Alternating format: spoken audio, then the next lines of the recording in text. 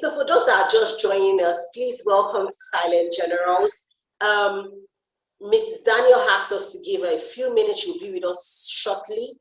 Please just stay on in the room. But while we wait for her, if you're just joining us, you're welcome to Silent Generals. It's a mentoring platform for the Flickers of Hope Foundation. Our passion is to mentor the younger generation to see that they're able to live their dreams and live the best life that God has called them to. And we're passionate about the younger generation. We're passionate about actually modeling the correct values to our young people so that they can express all their God-given potentials and be all that they are supposed to be in their generation. We'll have Mrs. Daniel up now. Thank you so much. You're welcome, Ma. So I'm just going to go over again to welcome you to Silent General, the March edition. We've had two amazing personalities in January and February, and we know that we're just pumped up for what is set to offload here today in the March edition, because we know that you're going to give us a lot of light and wisdom in the areas that we'll be, speaking about this morning. So you're welcome, Ma. Thank you. I've been here all the while. I've been here. I could hear you, but I had an emergency. I had to take a call. And I sent a message to you, but you didn't see it. Sent it earlier. Didn't see it. You're welcome, ma'am. So I'm just going to go through your bio again for those that are I heard you. And then we'll go straight into the questions and the conversations for today. I heard you read the bio. I think it's fine. Okay. Introduce myself beside the bio. So let me just do that, right? Yes. I heard you. I heard I was here. I heard everything. I was right here. Okay, so hello everyone. I really apologize again. The call just came through. I couldn't ignore. I tried very hard, but it was so difficult to ignore. Okay, so I like to always say that beyond reading my bio, a lot of people just say, "Oh wow, you've done so much." But very few people, get to know what your story is. So that is, where are you coming from and where are you now? I think what the bio does is shows where you are now, and maybe where you're coming from, where things begin to look good. So your bio will not say all the times when you had to fall, and all that, and you had to make mistakes. So I'm coming from a background that I like to call very humble. Humble in the sense that my police officer when I was growing up. And so at a certain time in my life, we had to live in the barracks. And it was very difficult living there because when we were quite younger, my dad, people who had a lot of influence. So, so you had to live in their house. So we were living in maybe rich people. So we were never exposed to the barrack life until my dad started to, work in the office. And then he was no longer working with rich people. They got them oddly at those times, So I remember the first time we were in the barracks and I was just like, what's going on here? Like, where is this? Because that's not what I was used to. And my mom would joke and say, this is supposed to have been your life a long time ago. It's just because we're privileged to not be living here, all these years, but this is it. And my dad would quickly jump in and say, no, this is not supposed to be our life. Even though you're living here, you are not of this life. You're not of the barrack life. And I'm like, what does it even mean? And he said, no, you can't make friends here. I'm like, what? I say you can't make friends here because girls here will get pregnant at 13 and they will be sleeping with boys. The boys will be taking drugs. And my father had all those notion of you can't hang out with barrack kids. And I'm like, but I be a barrack girl. And he's like, no, you're not. So my background sort of is from there. And of course, when your dad would go to work, of course, you make friends. So of course, I didn't make friends. And I really, really confirmed thing because my friends, after I would say, 13, 14, they've had 6 series of abortions. And I'm like, what? And they're into hard drugs. And, my dad really confirmed my fear, he confirmed his own fear and then became my fear, growing up, upbringing. My parents were amazing parents. They're very strict growing up. And so profound thing about my family is that we're very small. And because we're very small, we sort of know each other growing up. And so my dad always gathers us around during Christmas, talk to family, talk to everyone. So one Christmas, my dad says to us, oh, you know what, I was 9. And my dad says to me, no one in this family ever went back to secondary school. So I wish that one day you can do that. And I look around everybody and said, no, not just this, but I mean, ever, like ever. So it's not just this bunch of people that are here for Christmas. And, so that became like a family dream. Everyone knew about that dream. My father wanted, because dad wants her to go to school, university. Wow. And people were like, how's that possible? It can never happen, like everyone, people are like, how, but it was my dad's dream. So even though I was living in the barracks, even at the time, I was from a very small family. I'm from Kaduna South, in Kaduna State. I'm from the minority of my tribes in Nigeria. Probably not call mine, call 20, you probably not remember mine.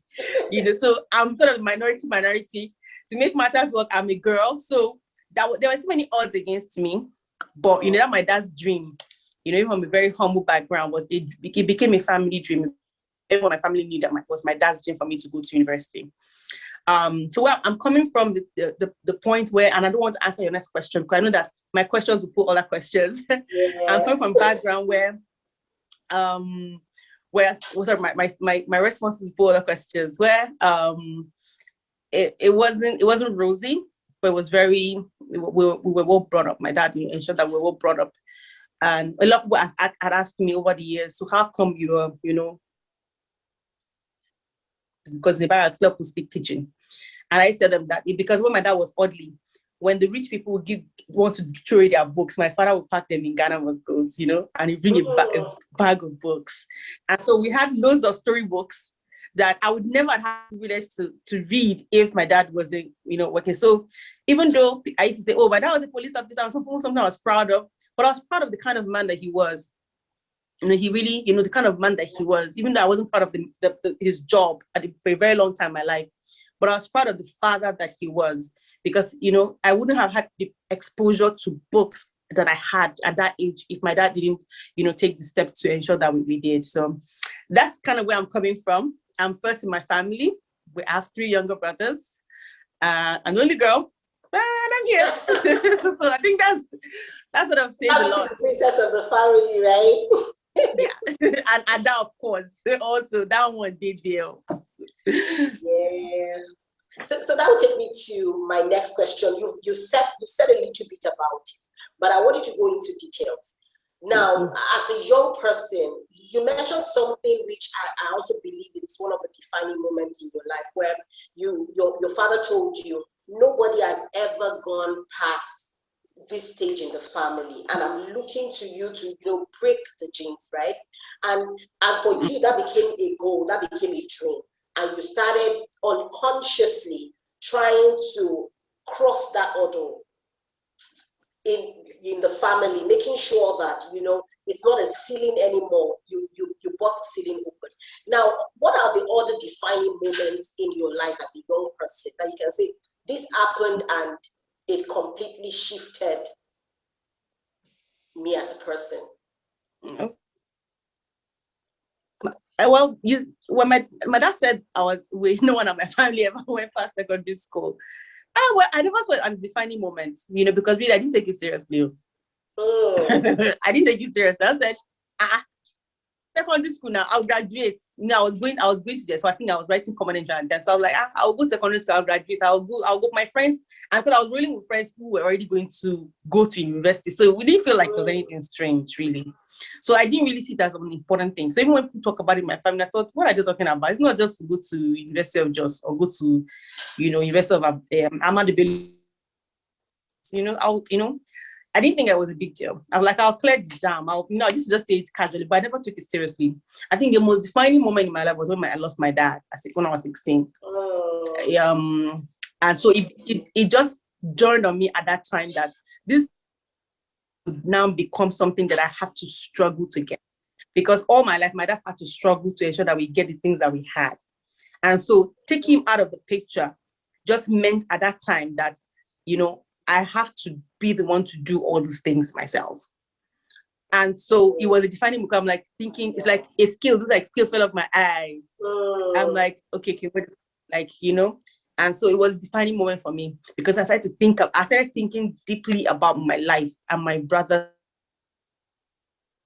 Really, really think deeply. Before then, it was just okay, we get by, And so that was when I made sure that I said to myself, I don't care what happens. I would, as long as it's legit, I would do whatever it takes to get that, no matter what it is. In fact, I know one time that I knew someone that was studying animal and fishery, and at the time, and I used to joke and say, even if it means going to study animal and fishery, I didn't think what it meant. So animal and fishery, like it's strange, but I say, even if it means going to study animal and fishery, I'm going to just get to that university and come out. So that was when I picked up that vision of my dad. And ensured that was no longer a family vision. It became my personal vision. It became my personal ambition, to ensure that I made that happen. People say to my mom, oh, Raquel's brothers have dropped out of school because they can't afford to pay. We can't afford to pay their school fees.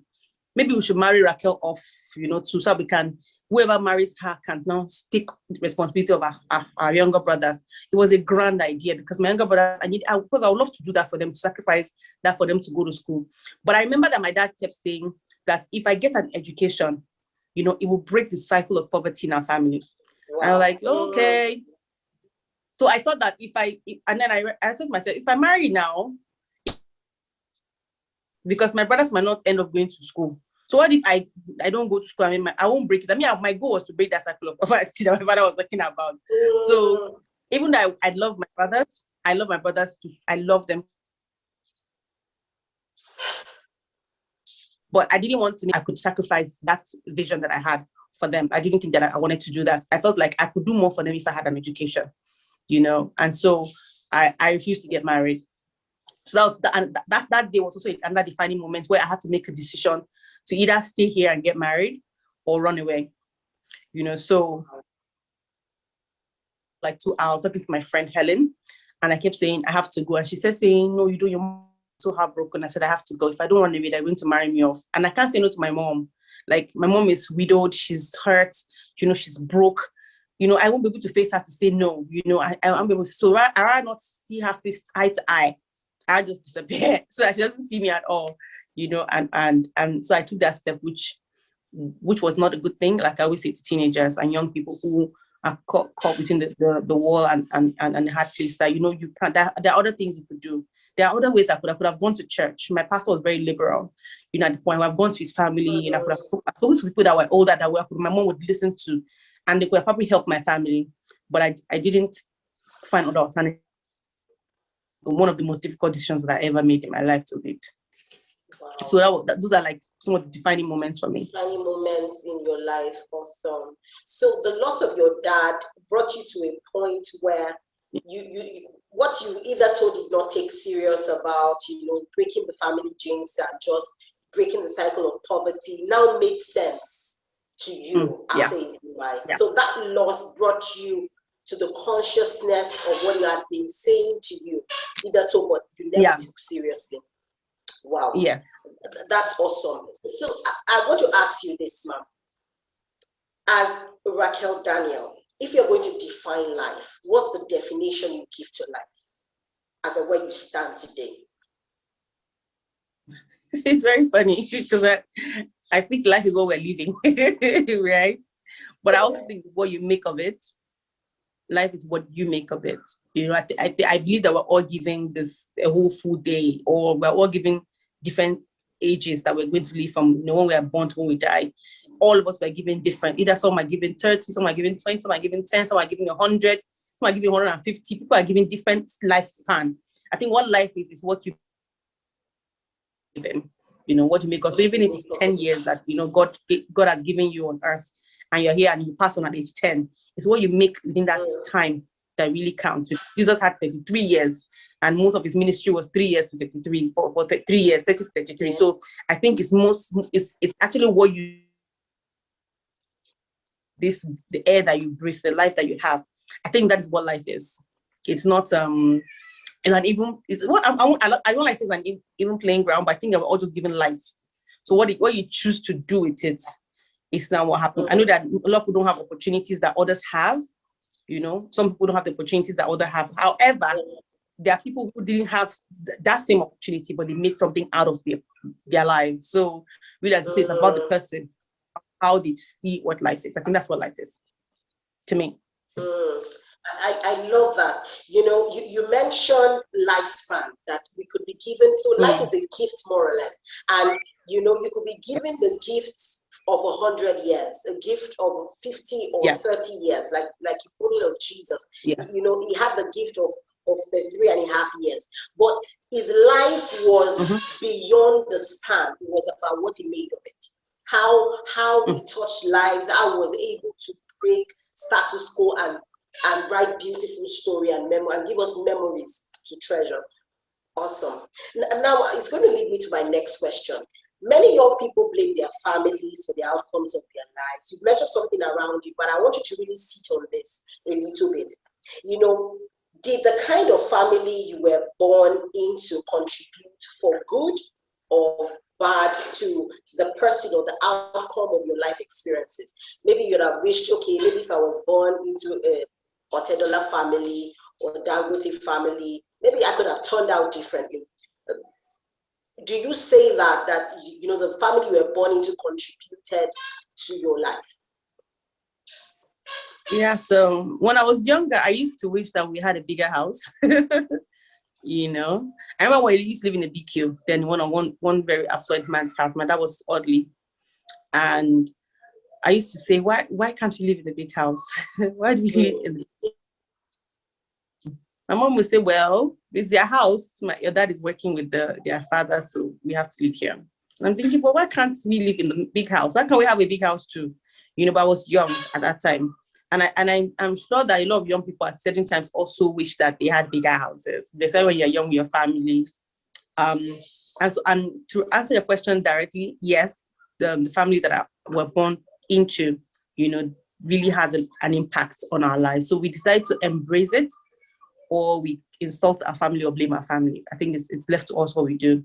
Because for a long time, I didn't want to embrace the fact that when I was in secondary school, I didn't like the fact that my dad was a police officer. Because people insult Olokpa, they will just insult you. They say, yeah, I'm Olokpa, and all that. And then in the north, they say, you're police, and all those, just they insult you. You just feel like you are just a low life, For a long time, I wish that my parents had a better life, had a different life. And so what I started to say when I tell my mom now says, if you don't like it, change it for your own family, for your own children, so that your children will stay, they are proud of the parents that they have. And then my mom said, but that can't change who we are. That's how. And so it used to hurt me a lot when I was growing up. But I never blamed my family because, of course, I would have had a different life if I was born an Otedola or whatever it is, right? A different life. But who says it's going to be this life? And really, I love this life, this particular journey I'm on. And I believe that it can get better. It will get better as long as there's life. So yes, you would have a different life, but you wouldn't have this life. So I wouldn't know what it means to have this conversation with you if I wasn't born in this family. Because the reason why I'm here is because of the family I was born into. The path that I've taken to call the family I was born into. I wouldn't end up on the street if I didn't live, my family wasn't trying to get me married.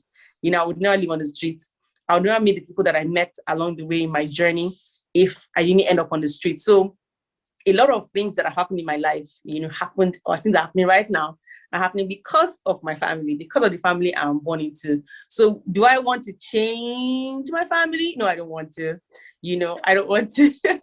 I don't want to really, because I love my brothers. And my husband always jokes and says that when I say, maybe if I was a big man's daughter, and I say, if you're a big man's daughter, I won't see you to marry you. And I would laugh. So if I wasn't in this family, I wouldn't be Oluwaseun's wives, so he always says that, I'm happy for the family I'm from because I get married because of that. And so, and that's because I'm actively ensuring that the kind of family one that, they can say, okay, yes, I'm happy to be in this family, to just like I now as an adult can say I'm happy to be a part of my family. But I don't wish that I'm now as an adult. I don't wish that I was born in any family. When I was younger, maybe yes. Yeah, but now looking back as an adult, no, I love my family. I do. So your journey, what we're getting is your journey, and your family has actually defined your journey. If you were born into another family, you wouldn't have this journey. In fact, you wouldn't have been able, the precious things in your life right now would not have been there if not for the peculiarity of your journey, which was actually defined foundationally by your family. And that's awesome. Sometimes when we hear young people say these kind of things, like you said, when you were younger, you had issues around it. It was difficult for you to accept. But when you became older, looking back, you're like, okay, you know what? I'm fine with it. I'm fine with it. And that's so important. So for every young person listening, it's important. There are certain things you can change, and there are things you can't change. The things you can't change about yourself, you learn to embrace, you learn to accept, you learn to live with. And, like Mrs. Daniel said, there are certain things that you're given in life as a gift. Learn to embrace it, learn to make the maximum use of it. You won't have it again. This one you have, make use of it. There are people that have their stories, flipped, and today they're not here. We're not having this conversation with them. So it's the peculiarity of a journey that brought us to this place where we can say, you know what, we want you to model young people. We want you to speak of your story, the challenges you had to face, and the triumphs that you're having right now. So it's important you embrace your journey. It's important you embrace who you are. Don't get into that space where you feel as though you would want to replace yourself. There's some people that are actually craving your life. If you really sit down and do a thorough thought on it, there are people that actually crave your life, and they're looking like, what is it about this life that you want? I can give it to you free of charge. But there are people looking up to you and saying, you know what, if only I can just have this life, I think I'll be fine. And so it's important we learn to embrace our lives. And that's why it's going to take me to another question. Now, a lot of young people are actually stalled at this point. They ask themselves, okay, I've messed up, I've made a mistake. What's your view about mistakes? And how does it define a young person's journey? You've made a mistake, you mess up at some point, the journey, it just looks as if, you're just stuck. How do you get out of it? How are you able to move on from that point? Mistakes. One of my mentors, like she always says to me, she said, mistakes make us. And then, I didn't really like it, but she still says it till today. Our mistakes, they make us. And I'm like, no, do I have to make the mistake? People already made it. Can't I just learn from them? Nobody can ever walk life without making their own personal mistakes. Yes, you learn from other people's, but you have to make your own mistakes. It might not be deliberate, but there's sometimes when you have to try something to ensure, to try and do it. And even if you fail, accept the fact that I failed and move on. And then, so young people, would say, when I was younger, I used to say that running from home was a huge mistake, because when I ended up on the street, I didn't like it. It wasn't comfortable. It was very difficult, to feed, to care for myself. It was very difficult for me. So it was a huge mistake. I would say that it was a huge mistake. But, sometimes, when you now grow up, you now realize that mistake was actually, it could be better, So, and the lessons that I learned on the streets, you can't take that away from me. You can't take that away from me. When I was brought up, I was a bit shielded. When I was growing up, my father didn't want us to interact with barricades and all this. So when I lived on the streets, I really became harder than I was had to learn very fast. I have to, and because I'm a fast learner, so it was easy for me to pick up on the street. So I picked up very fast. So that could have been said to be a mistake, but I see that as a detour that led me here, to this very moment where I'm here. That mistake, I made a mistake. I ended up on the street, and because of that, I'm going to go. Even though I knew that leaving home was a bad idea, I told myself that I'm going to be on the street. I'm going to be a good street girl. I don't know what that meant, but if I'm going to be all I lived on the street, I was a good girl.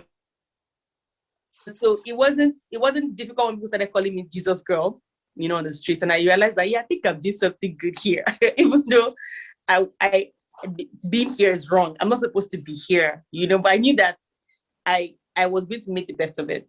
So like devotion when I was on the streets with commercial sex workers, with drug addicts, Yahoo boys. I did devotion with them because I wanted to make sure that thing that I seem to have made a mistake on is now something better for me. And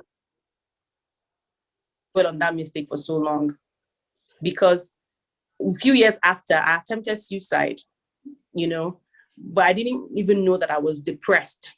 So that's mistake, that I didn't deal with. But of course, I'm glad I didn't deal with it. I didn't dwell on it for too long. But a few years after attempted suicide, I realized that I hadn't dealt with it. So I quickly dealt with it. I realized that, see, you've made a mistake.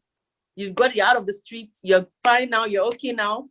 You're about to go into university. You can't take this, you can't take your life right now. So I had to quickly deal with it. So I'm glad I didn't linger for too long, because it would have been a different story entirely.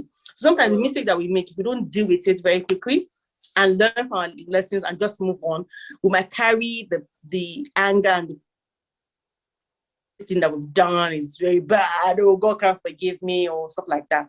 So if you made a mistake, doesn't matter what the mistake is. Say you slept with someone, you've had an abortion, you live on the street, you've left your home, and whatever it is that you've done, there's nothing that God cannot forgive.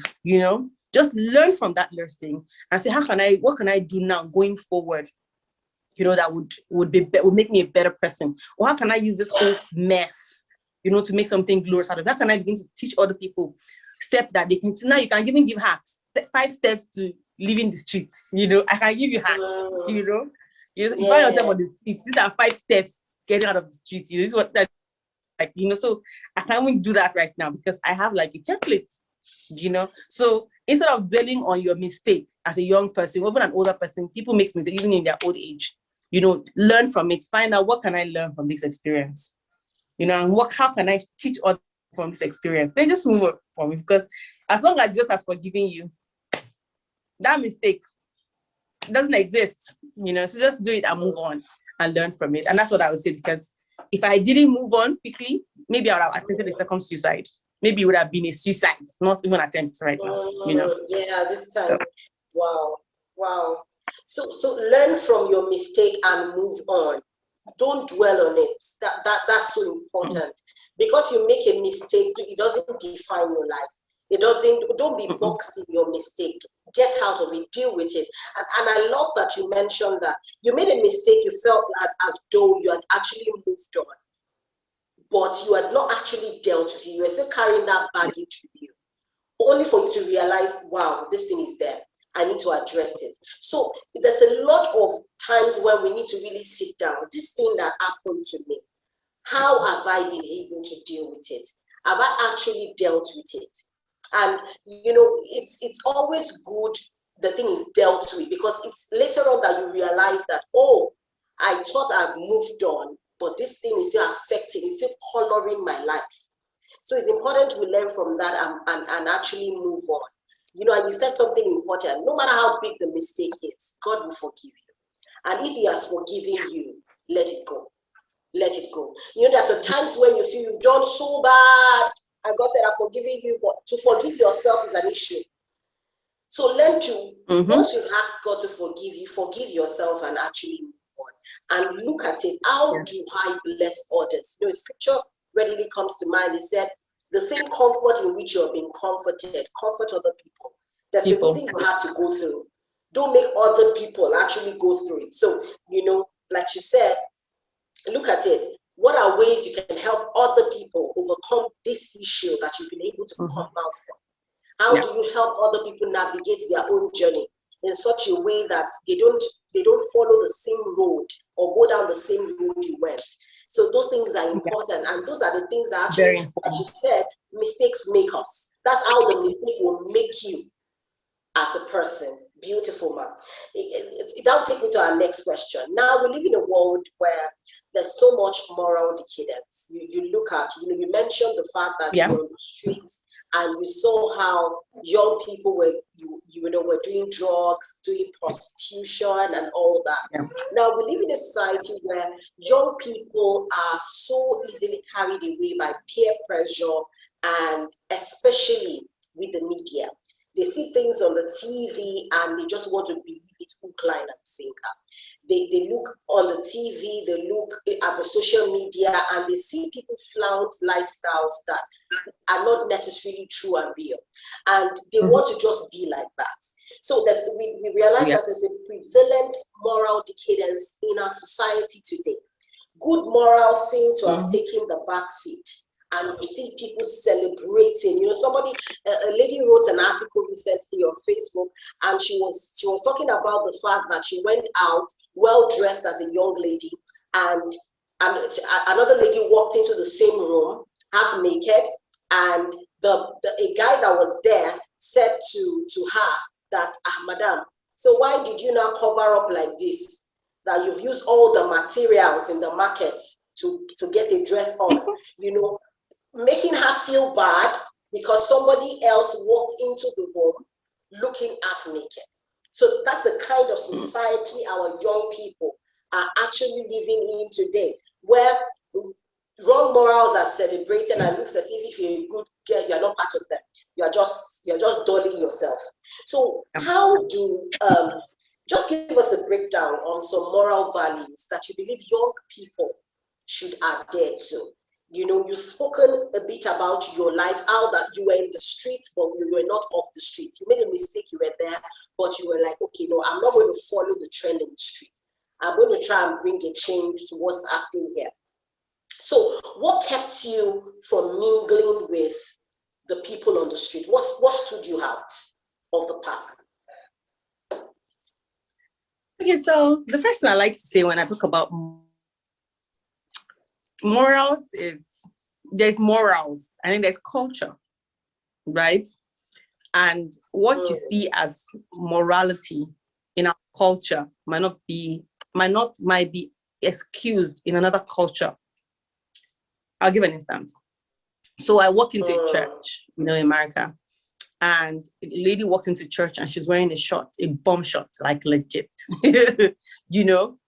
and her brother was wearing ripped jeans, and an armless top, and he was just had tattoos, and he walked in.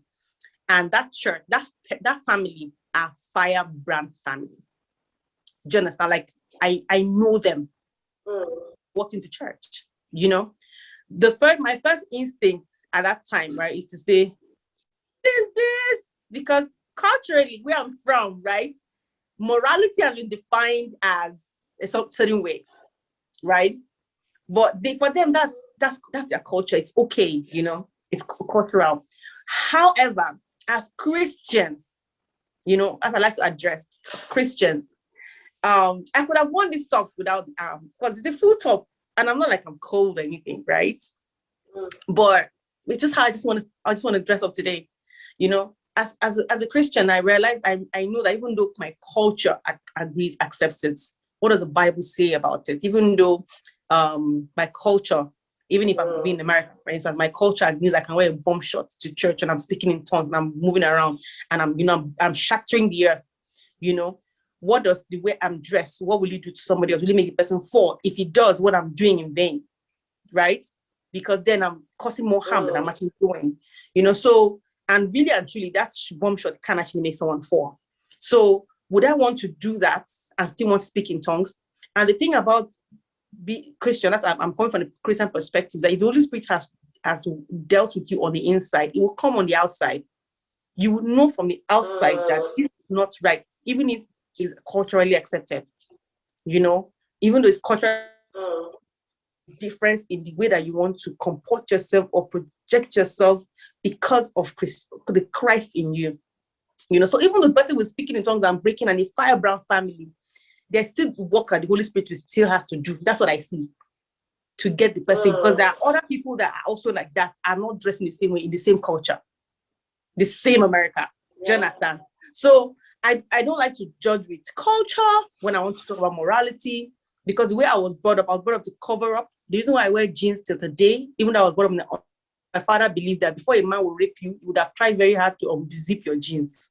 So jeans is better than skirts. That's my father's perspective. So that's the reason why, even though my mom never liked it, our pastors, I grew up in Ekwa, nobody liked it. I was the only young person, even as a teenager, a little girl, that always wore jeans. And that was my dad's, what's it called, stand on it. And no one could stop him. And so I didn't wear jeans growing up because it was cool. No, because my father felt he will protect me if the enemy ever comes. So I never had mini skirts. You cannot catch me. My father always said that, what are you wearing that rubbish? A guy will just meet and rape you. Just that's the way he feels about it. Like it's too exposed. You can't do that. So a jeans will hold you very good. So my father had that, notion from that. So a lot of young people, see westernization, and they just want to accept everything that they do. And they forget that beyond our culture of not accepting this whole being naked style, different from culture. It is not about culture. It's not about your family. It's about the family of the God that you serve, the different kind of family. So even if your family is acceptable to wear miniskirt and tie and wear skimpy top, but the Christ inside of you, a family that you have been born into, the born again family, there's a different family that they are not that kind of people. And I always like to say that if I bring a bunch of young people who are born again, they're speaking in tongues, they are breaking, and I leave them all wearing short miniskirt, boobs open, and I put them together.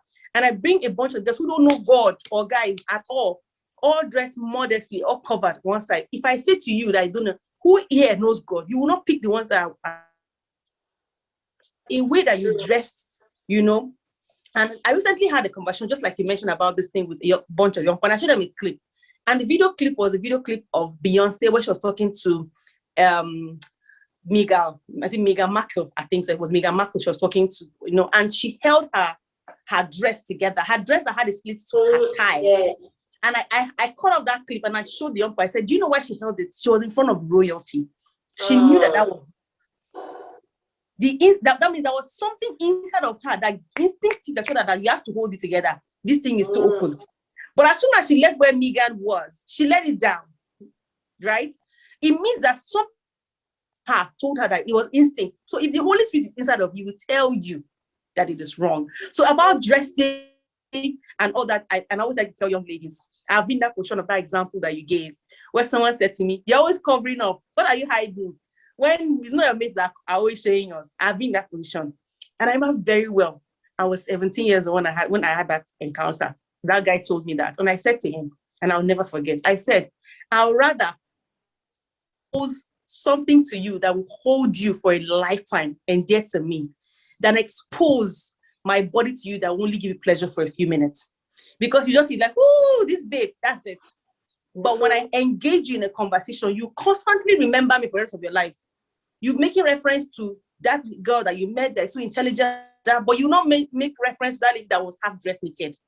So I rather have your attention for the rest of my life, where you can make reference to me about something that I did that made sense, than because I make reference to me or get your attention with the way I'm dressed that you cannot make reference to it later. So I remember I was 17 years when I said that, and I held on to that. And that's how I carry myself, even to places. I want to have a conversation when I was dating, when I was single. I don't attracted to me because I have boobs. You will never catch me with cleavage or bum or anything open. It's not possible. I rather not. I rather have conversations with you that you keep mentioning, keep talking about, and say, around Raquel, we talked about this and that, and you make reference to it. Other than that, I'm not interested in anything else. So a lot of young people, especially women, need to know that, when the Holy Spirit is inside of you, that thing that's supposed to be instinct that tells an unbeliever that she should cover when she was in front of Meghan, right? Is the Holy Spirit that will tell you need to cover up the body, which is the temple of the Holy Spirit, when you have to go out of your house. Or even when you are home, the decency of not just exposing the things that is the temple of the Holy Spirit. So I'm just saying that even when you are trying to, and my daughter has a song that she listens to, and it's cartoon. And they were telling them that if they are going to see the Queen, don't wear short pants. Like, it was, wow. Please, honey, did you hear that thing? Like, I need to get that song. You're saying, that they're in London, so going to the Queen, don't wear short pants. And I'm like, wow. So you're going to see the Queen. And what if you are royalty? Why are you not wearing it? You know? Yes. So it was a children's song. A children's song. But it was like, I want my dad to listen to this song, you know, going to see the Queen, but then I want to remind her that you are Queen, don't wear that. You know, the Queen would never dress like that. You know, a king would never dress like that. You know, so how you see yourself? Like I'm thinking about the new family now. You know, not your family that you're born into, the family that you're born again into, the family that you came from into this family and then you're born back into, right? That family, how you see yourself in that family will determine how you want to dress outward. So that's why on the street, ending your question, which I don't want to take too long, I think I've spoken for too long, right? On the street, I knew who I carried. It was not a question of, it wasn't a question. It wasn't debatable. I knew who I was. I still knew who I am. So when people say to me on the street, use what you have to get what you want, I didn't understand.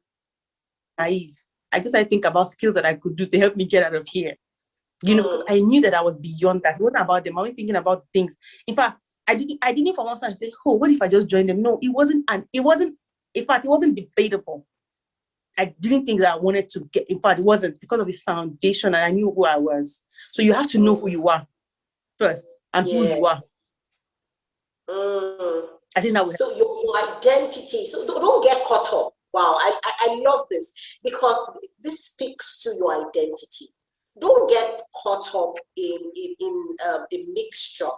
Don't get confused about who you are. Be certain and be sure about who you are. If you're a king, you behave like one. If you're a queen, you behave like one. So when you look at other people, you should look for royalty models. You should look for models in royalty. So if you don't want to be a pauper, don't behave like one. If you want to be a king, then you model a king. If you want to be a queen, you model a queen. Awesome. I believe our young people are actually gaining wisdom from all this. And because it's important that you know who you are. Who you are will determine where you will get to. So when you know who you are not, see what she was saying about her story. Even though she was in the street, she knew who she carried, she knew who she was. That it's not about these things. I'm seeing bigger pictures. I'm seeing a greater picture. I'm seeing myself bigger than this space. And it's important. Always have that in your consciousness. Always remember who you are and where you're going to. When that picture is bigger than the space you're in, you won't give in. Awesome. Thank you so much, Ma. We've learned a lot from that. And that's going to lead me to the other part of that question, bit similar but in a different way. Now, there's a lot of craze about money. People want to just make it. They want to hammer. They want to blow. You see young guys, young ladies, they don't care what it takes to make it happen. They just want to be there. They want to be part of the 30 billion gang, the 100 billion gang. They are just anything for the money. What do you say about the quick armor scheme of that mindset? How can we address that mindset among young people? It'd be very difficult to address it because even in church, because I believe that is a Christian platform. So even in church, you know, you hear a lot of, you know, give and God will give you, and it's just like a trade by barter. You give God and God will give you, kind of, you know. So there's less of God's kingdom, righteousness, and all of that things added onto you. There's less of that, and more of give and it shall be given unto you. You know, good measures pressed down, shaken together, and run over shall men give unto your bosom. And so everyone says hallelujah, and then you give money because you're waiting for God to give you, and then you're saying, God, I've given so much, how come you're not giving me? So we also have that in church. So it makes it very difficult because those people, young people that see it in church, go outside and they hear you have to use your gifts and your talents and everything. Even your spiritual gifts now, you're monetizing it, you know, that you're not supposed to monetize that because everybody wants you to make money.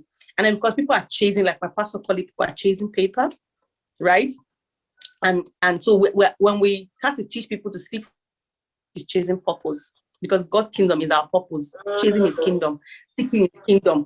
That is our purpose here on earth, to populate that kingdom and depopulate the kingdom of darkness. If we are taught more of that, even in church, you wouldn't have to do much work with the young people, Christians that we have in secular world, because that has been, so they already are chasing purpose. From when they're young, they're taught to chase purpose, not paper. So to be able to do stuff from home, home, the parents, that's start with the parents. The parents used to do a lot of work, a lot of things. In fact, almost every societal decadence and start in family, somewhere in one family shop. Either somebody didn't do a job or somebody did a bad job. So parents need to do more. Parents need to do more. And this is the part where when I say people don't want to listen to me, or they listen to me, they figure you must be mad. And I say mothers need to do more. Sorry, women, just had to say it. Mothers need to do more, because biologically you are created to be the nurturer. So even though the father is your responsibility with the father to bring up a child, there's someone who's biologically was designed not just to birth, but to nurture that child, So it's your design because of how you were made to carry, you nurture. So a lot of women are chasing career, are chasing money. Also, they leave their children to whatever. And so the children grew up seeing their mothers chasing money. And the children now grow up they want to make that money also, so they're chasing the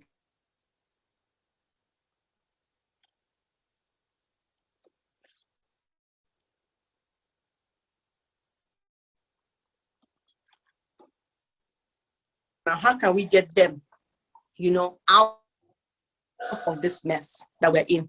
And the best way to do that for the generation is to start from home. I don't know, did you guys did it glitch at any time? Did I have a glitch? Yes. I had a glitch, right? Yes, a little bit. Okay. Yes. Oh, I have to be missed. This generation, we just have to let them go, let my people go. But you see, this generation that we have behind us, we have to do better. We have to be able to we have to be content with the little that we have, with the little that we have. Women not chasing so much, getting power. Somebody, even if it means parents alternating career ladders at some point, the mother has to take a step back sometimes to care for the kids and be there for the family. The father will take, switch in and out, Even though we have to do that, we should that. So I begin to show their children balance from when the kids are young. So the next generation will understand balance, contentment, and not chase money. Yeah. Because if we want to solve the problem now, it's a hard journey. It's a hard, because most people right now, they've been programmed to monetize their talent, monetize their skill, and monetize their spiritual gifts, including that one too. So because everyone wants to make money, wants to be comfortable, and people are flaunting lifestyle on the ground, means that you're not living a good lifestyle or you're suffering. And because of technology, it makes it easy to see how other people are living across the globe. And so you want to have that. But if you build children that are content from when they are young, it doesn't matter what technology, because what we have right now is not technology. I just coming ahead. AI is mad. You know what's coming? Do you understand? So the future is not even AI, it's even beyond AI. There's more to come. So imagine that generation where they might just close their eyes and then they wake up in another country. So how can we build contentment now to this generation?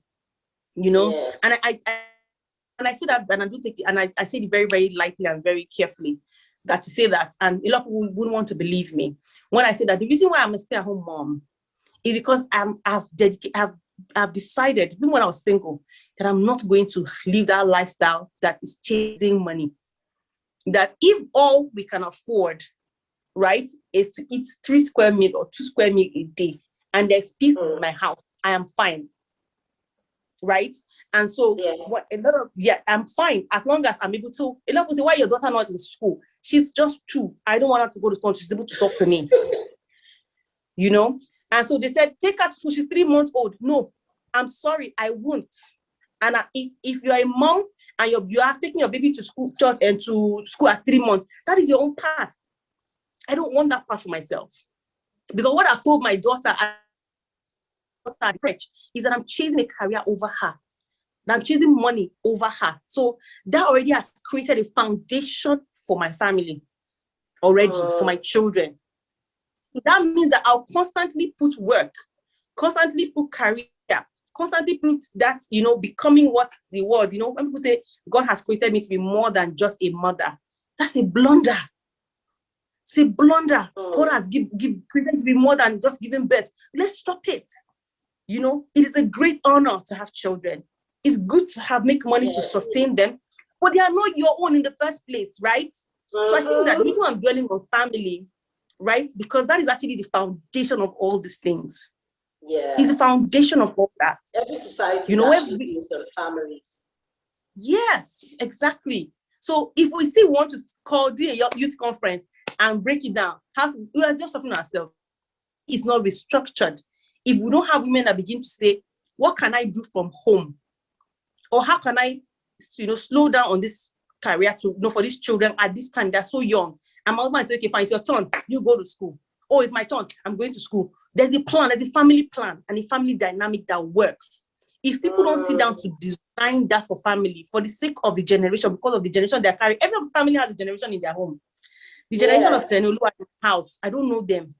I don't know who her husband is. I don't know who her grandchildren are going to be. But from now, I'm praying for whoever family God has raised, that are raising the son that will marry my daughter. They're already in our prayer wall. That God will make them be content and raise him in the way that when both of them marry, they are having a different kind of family from what society is. So these are kind of things that families need to be doing now. So if he's asking me to tell you what we can do to solve now and chasing money and hammer and doing MMM and trying to get rich, no. It is something it's very difficult to solve. But guess what? We can do that for the generation that is coming. That are aware. Begin to take steps that will help. And I'm going to say this, and I said that a couple of times. I said that to singles platform. A lot of young men, when I tell them they don't want to listen to me and they think I'm crazy. When my husband and I, his salary was not 200,000. And so people can say, and I see a lot of young men who say to me, I can't get married on that salary. It won't sustain my family. Who says it won't? The reason it won't sustain your lifestyle, the lifestyle that you are trying to have, that's what it won't sustain. Because you're trying to put a lifestyle that you won't be able to sustain. That salary can sustain. That salary sustained us. Two of us, we're just two. So what are we looking for? Right? And then we became three.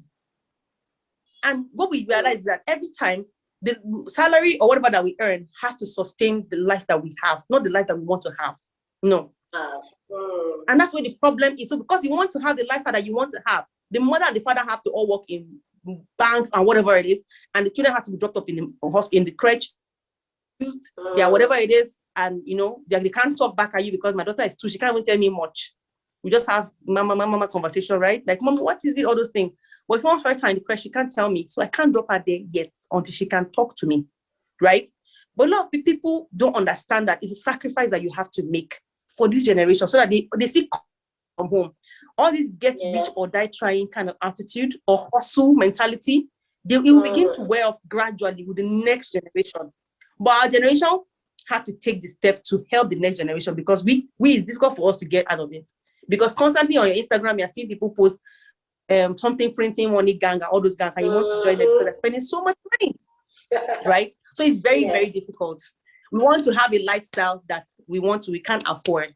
And because of that, we'll do everything to ensure. And I'll give a last instance. I have a friend who, when I was single, she was living in Lekki. She was married.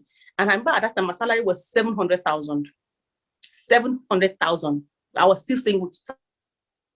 She was earning a lot of money. She was married and her husband, and then she put her child in a very expensive school, a small child. The boy was very small, like 1. And so she keeps saying that she doesn't have money. I said, how come you don't have money? You earn a lot. And she keeps saying, but this could be, I pay house rent. I said, well, why do you have to live there? Why do you have to put him in that school? Why do you have to buy that car? The fuel you're buying a month a lot. And she says, but she has to be comfortable. I said, but you're not comfortable on the inside because you're struggling constantly. And I must say to her, if you just take a step back and move to Bagada in Lagos, so Lagos, I'm sorry, but just leave the island, leave Lekki for once, just move to Bagada. You can find apartments in Yaba, Bagada. Bagada is just by the bridge. You can just hit Third Milan Bridge and come to work, right? Get a good school for your child and reprioritize your family. They got a better apartment, way better than the apartment, for half the price in Bagada. Move her son to a school, move their church, everything out to Bagada. And I can take categorically, she's my very close friend right now. She says to me, that advice changed her life because she was living a life that she wanted to have. And so she was struggling so much. And then I told you she was earning 700K, right? She got a job. She got a job in Yaba for 500,000. I said, see, Yaba is supposed to be a guy that is easier for better than 3rd Mainland Bridge traffic every morning. By the time we calculated it, she realized that she was a fool for almost under that job. So she took that 500K job, and she said it was one of the best decisions of her life because that 200K drop only has increased her lifespan and happiness. Thing is, a lot of time we're looking for the money, we're chasing, and then we're forgetting happiness and contentment. So let me not go too much. I think I'm going too far, right? Too much already. People are already feeling like this lady is crazy. But there's a lot of wisdom in that. You know, the fact that we stayed a bit on parenting gave me a lot of joy because we've ceased to understand that everybody that we see in our society today is a product of the family. All our politicians were born into a family. All the representatives that were complaining about, that were screaming about, that are making life difficult for other citizens, they were born into a family. Imagine what they were modeled to was actually how to care for people, to be selfless, to be considerate of other people. Would have had it different today. So there's a lot of work parents have to do. And like you said, before we believe ourselves over our own generation, then it's time to actually plunge the work into the next generation. What are we modeling to them? What are we showing them? What are we speaking to the new parents that are emerging? How are they parenting? What are they showing their children? What kind of life are they modeling to them? Are they saying to them, see, get money first, every other thing will follow? Or they're saying to them, learn to honor family, learn to celebrate and love your family, learn to be contented, like you said, learn to understand that the little things of life matter and celebrate it. Or it's about a vacation to the US. It's about until you go to for a vacation outside the country, you are not okay. Until you do this, setting unnecessary standards for ourselves and actually robbing ourselves of the contentment and joy that our lives are supposed to exude. So great. So great. I so love this. Now you've mentioned a little bit about this, but I want you to dwell a bit on this. How has education shaped your life? And what has education done for you? Education has shaped my life. Of course, I eventually went to school, but I mentioned my dad, bringing me books from when he was oddly for some rich guy. I know I saw the man's picture. The man used to look like Oliver the Cook. those days have this mustache and all. But my dad he really loved my dad. So we used to give my dad a lot of things for us, even the children's use clothes, some still had tags on them, and all those days. He used to have wear designer clothes used clothes from his kids. So he really loved my dad. And so we got most of our books, growing up, storybooks from this man, and which is something my dad was very passionate about, education, going to school. But what I've really realized right now, growing up, is that education goes beyond the four walls of the classroom. Education and schooling are two different things. Even what I wanted was not just an education. I wanted to go to school. I wanted to get a higher education, higher school, because you can actually get an education without stepping into a world of a classroom. People love educated from home, are homeschooled and all that. So, or they learn through life or learn through books. So education should not be restricted to just what you learn in school. Women should learn to, and even men, young people should learn to cook. They should learn to read and write. They should learn to pronounce words. Sometimes I sit to pronounce words. I just sit for like an hour, and I'm learning to pronounce some difficult words that I don't know how to. And I remember that I was talking to my husband a couple of weeks ago, and I said, someone said, "Oh, my mouth is paining me," and my husband said, "Can you just not do that?" I'm like, "No, I can't. I can't not do it. Because I can't not. My daughter is here and she's learning, and she's going to say mouth tomorrow." And he says, "Oh, that's true." So I think, and that's education for her, by the way, because she's not in school, and so you're learning from home. You're learning from, so education is schooling, and it's very important. It's helped my life. I am still learning. I still enrolled in the school, some school thing last week, and I'm supposed to start classes 28th of this month. So education is good. It helps you, it opens your mind, helps you know more about the world, help you know about other people. It just makes you versatile, able to contribute to conversations that maybe probably not in your field of study. But of course, because you've read about it, you know about it, you've studied it, you will know. And the Bible also says, study to show thyself approved. So education is good. You have to study to know. And so, and another form of education I've noticed, and I think, I don't know why a lot of parenting is coming to heart, that I see a lot of online education for children. So because my daughter doesn't go to school, she has a lot of coloring, a lot of storybooks and stuff like that she uses at home.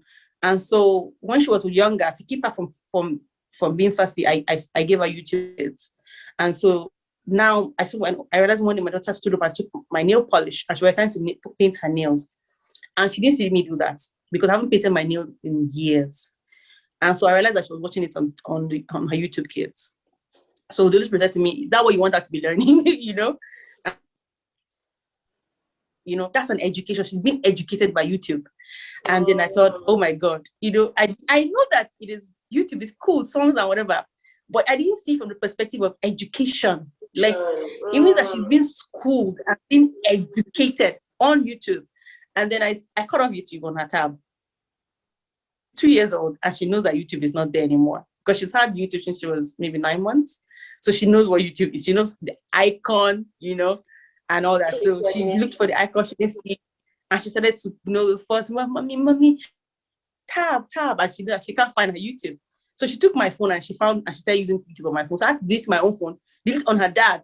So you see, what the Holy Spirit now showed me about education is that I've been educating her with that YouTube. So now she picks my stuff, everything she wants to use, her food, and paints the wall of the house because she sees the kids do that.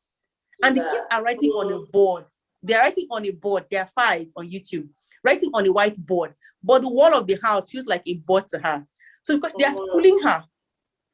So what I'm trying to say with these things is that education is very important. So it's everything we do is education. This class we're in right now is being educated. I've learned a lot from what you've been saying, I know you brought me so I can share my stories. People can also learn from me. So we're educating ourselves and we're all learning together. So don't just allow passive education. You have to be deliberate. You have to be deliberate about getting an education. Don't just be passive about it. Be actively engaged in learning. If that's what you need to do. If I want to watch a series, for instance, I know that it's 5 seasons. I calculate how many hours of my life is this. I can't do that, And so I think, okay, what can I do? I'll probably just read about the story, how the story is on Wiki or so, or Rotten Tomato, and just move on. So you have to be deliberate about, I'm not saying I don't do Netflix. I watch some TV shows. I do, but I'm saying that by the time I calculate the hours, I ask myself, what am I going to learn from watching 5 of this TV show? So you have to be deliberate about, as a young person, even old person, deliberate about the things that you're doing. And I want to end by saying that when I took up my daughter's YouTube Kids and I gave her some other things like fruits and vegetables, stuff like that, her ABC became clearer in less than a week.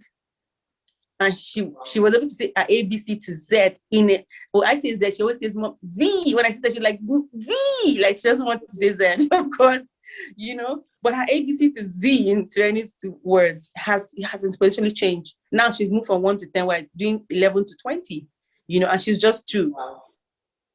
I know that she's actually a fresh 2 because she turns 2 in December. So you can see that she even knows all the you put grapes, apple, pictures of it, she'll click the right one. Mango, she'll click on it. She knows them by picture. When I go to the kitchen now, she sees the fruits, she points the mango, she points the pineapple. She said, pineapple. And that's because YouTube Kids left. So I had to be more deliberate. So even if I was a deliberate mom, I had to be more deliberate about teaching. So in the same way, I'm serious about teaching my daughter that is just 2. I'm serious about teaching my husband also, and I'm also serious about teaching myself. So, and that's the reason why my husband will not revolt, because he knows that as much as I try to correct them, both of them at home, I ensure that I spend some time also developing myself. So he sees me doing pronunciation, doing spelling games. I spend a lot of time on spelling games, trying to just learn my spellings and stuff like that. Like I'm waiting for a spelling bee come, sure you'll be surprised. learning synonyms, antonyms, homophones. See me learning them like a baby. But I'm learning them because I just need to keep myself fresh on those things. And so when I'm doing that, I am sure that my daughter sees me, and I'm actively doing it for me so that she can see me doing that. So family, like I said, family is very important in all these things. On all that we're discussing today, I think family is the bedrock of all our conversation today. Yeah. Education, everything can be taught from family. So parents should model to their children what education is from home. Model education, yes. And like she said, education beyond the classroom. She's an advocate of that. Now, the thing is this. Education is about teaching and learning. Every day you go out, somebody's teaching you something, you're learning something. Education is happening.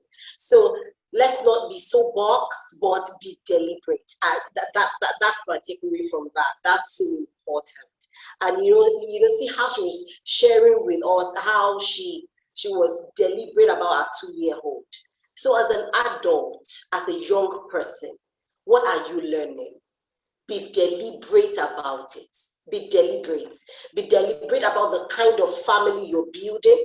Be deliberate about the things you're learning as an individual and what you're shaping yourself into. Because whether we like it or not, every day as we go out on a daily basis, our environment is educating us.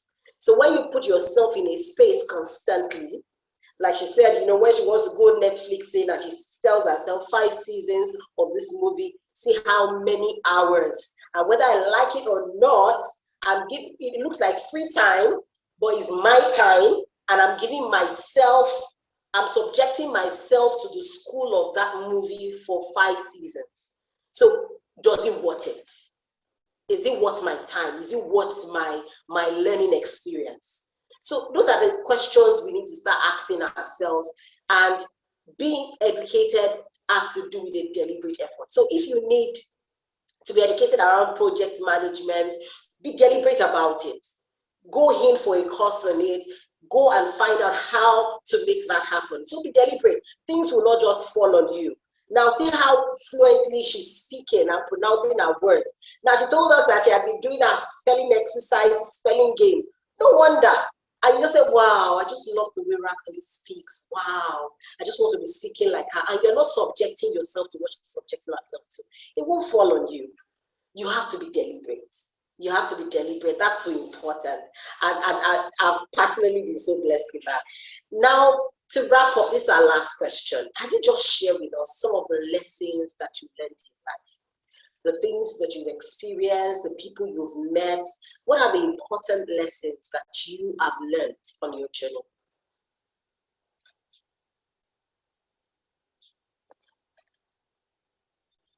You're mute. I didn't know. I was on mute. Yes. Okay, I just on mute. Okay, so I said the first one before, which is we all have life. We all are given life, and we're all given life at different years, like a box. And Fela Durotoye likes to say that when you were born, life starts to count down. So you are born with the full age that God has called you. So when you are born, you are not born at 1 year old. You are born at, let's say, Jesus was born at 33. So Jesus was born, he was given 33 years at birth. So what happens is that every single day is a countdown to the day you die. And for me, it was a profound way of saying it, because I started to, that's the lesson that I learned from him. And it has completely changed.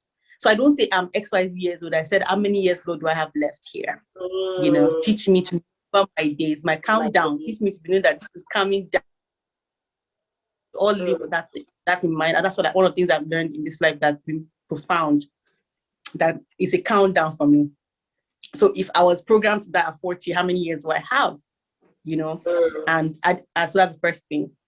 So that's the first thing I was learn is that I have to be fearless. I learned to be fearless. I make decisions and I'm fearless, and I just attack my goals. I learn to be fearless and attack your goals. You have to be brave. I think they're all the same thing. You need to be brave. You need to be courageous. Those things are very. And we need people that are innovative to work on this NEPA thing in Nigeria. Okay, so that was it. As you can see, the light has gone. So we need to be fearless, you need to be brave, you need to be courageous, in this life, because I think that what I did when I was young, when I was 16, was courage to pursue my dreams. I was brave to say, I don't know what's going to happen out there to me on the street, but I'm going to take this step, even though it was like I said, it wasn't a good decision. But I think that it taught me a lot of things about doing things afraid, even though I'm scared, I'm dead afraid, but just doing it regardless, So, and your life, the life that you have, nobody's responsible for your life. I can't really say that. I can't really say, oh, because my parents, when you mentioned about your family, right? And I wanted to also, like, you can't blame your family for the life that you don't have or the life that you have, because you're responsible for your life. You can't blame if my parents did a good job. Well, we had a story of two boys who were brought up by the same father. One of them smokes and is, just like his dad. And when he was asked, why did you turn out like, he said, my dad was just like this. They're like, no wonder, like father, like son. And his other brother was the opposite. And they say, why are you so different from your family? He said, I saw what I didn't want. Wow. My father modeled what I didn't want. So you can't blame anybody. It's in your hands. The other son could have been different from his dad. He decided to be like his dad. So it's a decision. Everything you do in your life is a decision. Your life is a sum of your decisions. Not someone else's decision, your decisions. So if you're staring at me and thinking, this Raquel, yes, your decision, Like I mentioned earlier, I'm only here because of my decision to want to go to school and get an education. That's why I'm sitting right here with you. The life that I have is a sum of the decision that I made years ago, And so you have to be able to take responsibility for your own life. So one of the lessons I've learned is that you need mentors. You can't do it alone. Sometimes it's going to get hard. So you need people who would mentor. And your mentors can be your friends. You don't have to be people because there's so many friends I have that are actually full of wisdom, full of wisdom. So lean on them and learn from other people. And education also is beyond just learning. Education has a lot to do with unlearning. There's so much that I know that I will learn. I realized that this is like so 1980, Raquel, drop it off, So I was like, no, I don't need this, And that's what education does to you. If you're aware, you become aware that you need to unlearn certain things and give room to learn new things. You're flexible to, and to ask, So education, learn that it's beyond just what you are learning. So you're not just learning and learning and learning. You also learn to unlearn. Wow. Awesome.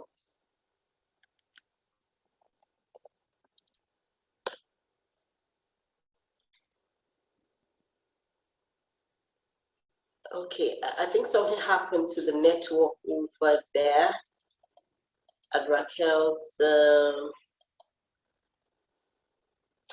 I think her network we have a glitch there. But do we have, please, if you've been enjoying the conversation, can you just put out the things you've learned, what struck you, in the conversation this morning? Just type it in the chat, and let's just go through it together. The things you've learned in the conversation, what struck you, the light you received, the wisdom you received in the conversation, with Raquel Daniel. Can we just have you just type it up and let other people, just also benefit from that? While we wait for her to return, I think it's a network issue.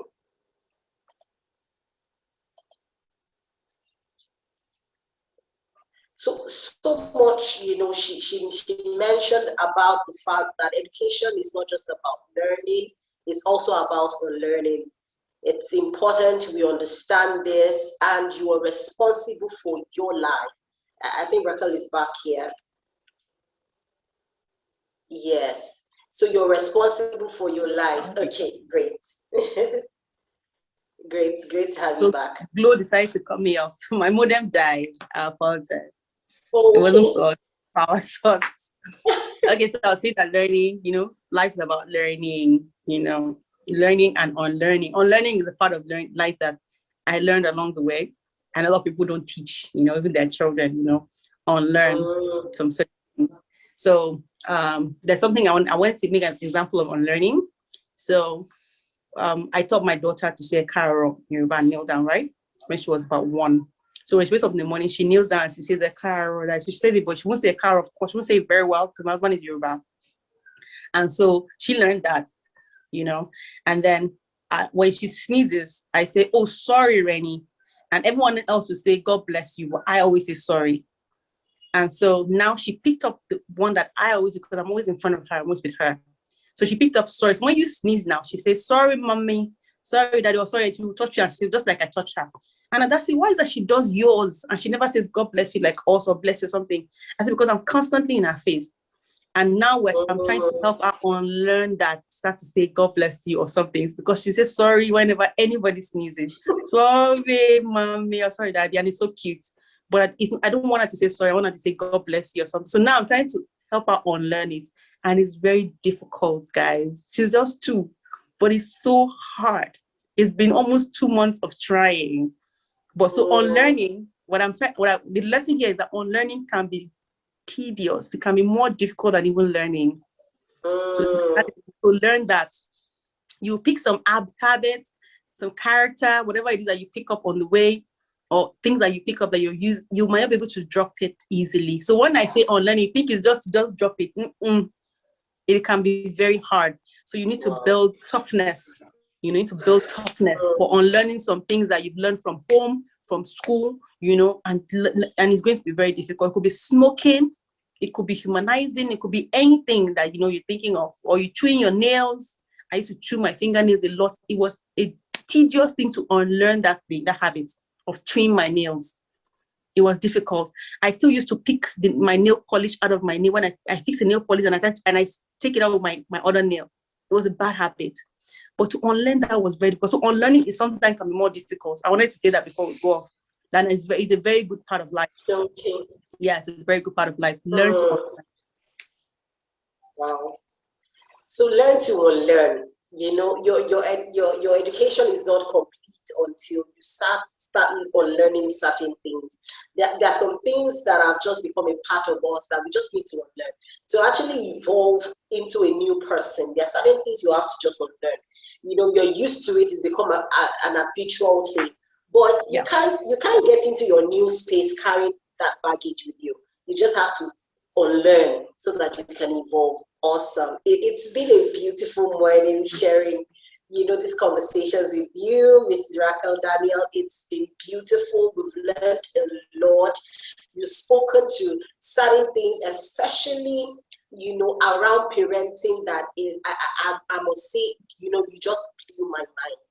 Because, going back, while I was just reflecting, when you were a bit off, and I was just reflecting on some of the things you have said, and I realized that, that line of thought have gradually been an issue that we've not been able to face head on. The issue around parenting. How are the children we're raising? How are we raising them? Are we raising them to become model citizens, to become, in fact, we're not even talking about that. The world has gradually become such that you must know the child you're raising, you're not raising that child to become a national citizen. You're raising that child to become a global citizen. Yeah. How would that child be able to fit into that global space with the way you're parenting? Are you still parenting with a national outlook or with a global outlook? How are you parenting? Are you parenting a generation that are willing to stand, in the midst of their peers and be unique and be comfortable in their own skin? They're not trying to be somebody else. They're just comfortable and contented with who they are. So it calls for a lot of reflection, especially for our parents. It calls for a lot of reflection. And for a young person, it also tells you this, that you have been given this life as a gift. I love the example you gave about counting down, because that's how actually impact and relevance comes about in our lives. When we know that you don't have forever, you know that what you have is limited. You should be able to maximize it, make the best use of the moment that you've been given. It might not always be there. So it's so important. And recently, I was sharing, somebody was sharing with me that, that based on the things that are happening recently because of the COVID, that those of us that have parents now learn to treasure our parents more, because we now see obituaries of people that have lost their dad or their mom or their aunt or their uncle, and you just realize that, oh God, you've been so good to me. I still have mine alive. Okay, let me treasure them the more. And the same thing speaks of people actually losing their lives on a daily basis. So if you have yours, treasure it, make the most of it, make it memorable. Let your life speak for more than what is speaking for right now. Thank you so much, Ma. We've had a wonderful time. Thank you so much for doing this with us. On behalf of the Flickers of Hope team, we want to say thank you to you. We want to appreciate you and your team, and particularly want to appreciate your PA. She has been wonderful. She has made correspondence very easy. Thank you so much, Ms. Irene. We appreciate you. And thank you so much, Ms. Raquel. We appreciate you.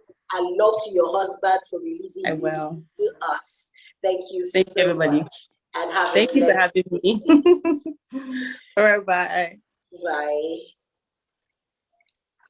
So everyone in the room, we've come to the end of the March edition of Silent Generals. I believe you have gleaned wisdom and you've been able to pick up lessons for your own life and for your own journey that will help you maximize your own journey very well. At this point, I will close the room. And if you have any other question, next month we'll be back with another fantastic personality, and we'll be sharing on all these issues again from their own peculiar journey and their own peculiar story. I want to say have a lovely day and have a lovely evening. I'm Raquel Daniel. I'm so excited to have you join us in Silent Generals this edition. Please, if you have any question or any contribution for us, please send it to our email address, flickersofhope@gmail.com. Thank you very much. God bless you.